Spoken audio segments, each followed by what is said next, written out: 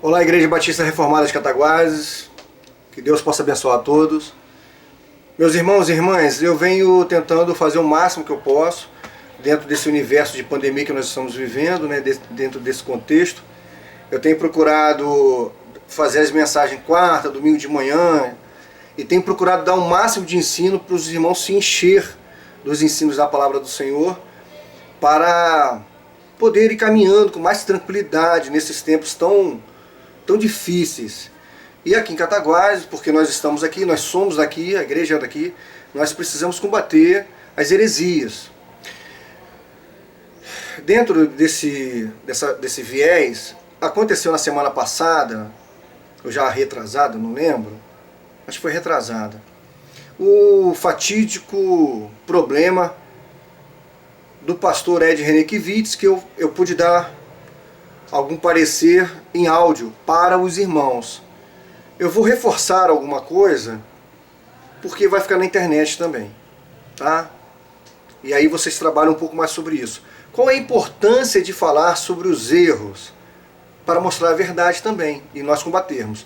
Eu coloquei uma mensagem de um pastor não formado, mostrando para vocês o problema terrível, herético, de uma interpretação alegórica. Lembram?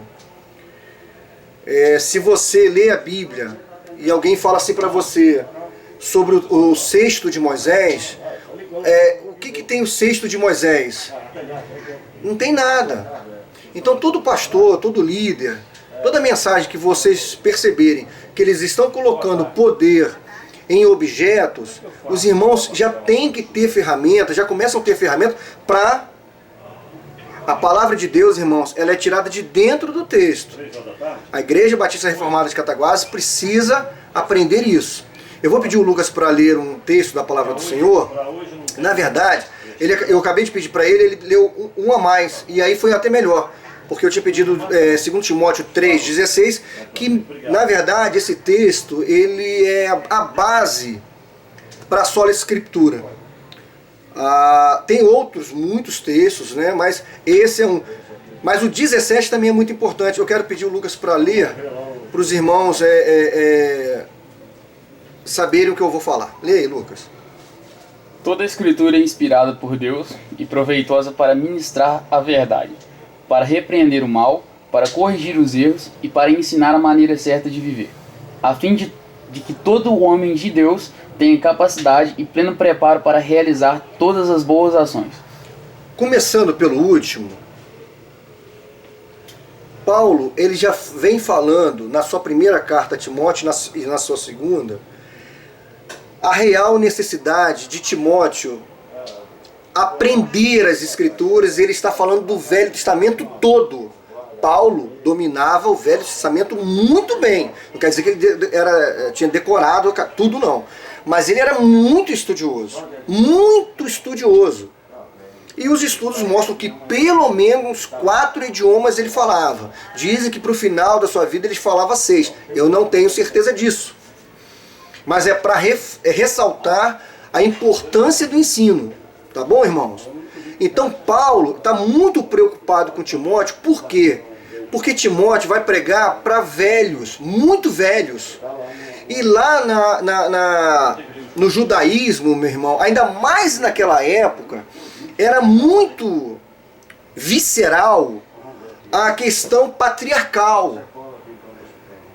E quando a gente aprende esse contexto, essa cultura, muitos outros textos nos ressaltam os olhos com os ensinamentos dos apóstolos, do próprio Jesus, nas suas parábolas.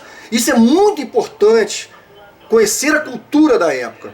Então Paulo está falando para um jovem pastor que tinha problema estomacal, muito provavelmente uma gastrite, por isso que ele orienta a tomar o vinho de forma muito moderada para parar com a queimação. Irmãos, se Timóteo, porque Paulo sabia, Timóteo sendo novo, o ímpeto da juventude. Por mais que o jovem tenha o temperamento fleumático ou melancólico, ressaltando dos outros dois, colérico e sanguíneo, ele é jovem. Então o jovem ele tem mais força física mesmo. E essa força física impulsionada pela pulsão que não para dentro de nós, podia perder a validade das Escrituras, porque a visão patriarcal impedia muitas vezes dos jovens pregarem. Por isso que Paulo fala tanto para Timóteo estudar. E quando Paulo vai falar, ele vai dizer mesmo assim, ó, você tem que estudar muito. Ainda assim, você tem que ter muita paciência com os mais velhos, muito amor. Irmãos, a gente acabou de ver no versículo 16, 2 Timóteo 3,16, que a palavra de Deus, ela é, em outras traduções, divinamente inspirada para ensinar, para corrigir, para andar na justiça. Em outras traduções vai falar redarguir, nas traduções mais antigas. Aqui o Lucas acabou de ler, é na Bíblia dele, a King James atualizada, muito boa por sinal. O que eu quero dizer para vocês, quando a palavra em outros textos, se na sua Bíblia está aí redarguir, significa acusar com a verdade.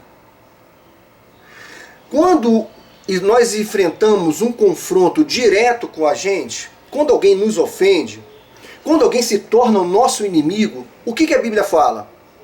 Ame essa pessoa. Mas por que a Bíblia fala isso? Fala porque nós somos filhos de Deus. E qual pai que não protege os seus filhos? Quem nos atinge não sabe o risco que está correndo. Por isso que o Senhor nos orienta. Ore por ele. Mas quando se trata a respeito da palavra de Deus e não de Deus diretamente, nós temos que aprender a defender. E a defender com veracidade, com veemência. Nós precisamos aprender a defender as sãs doutrinas.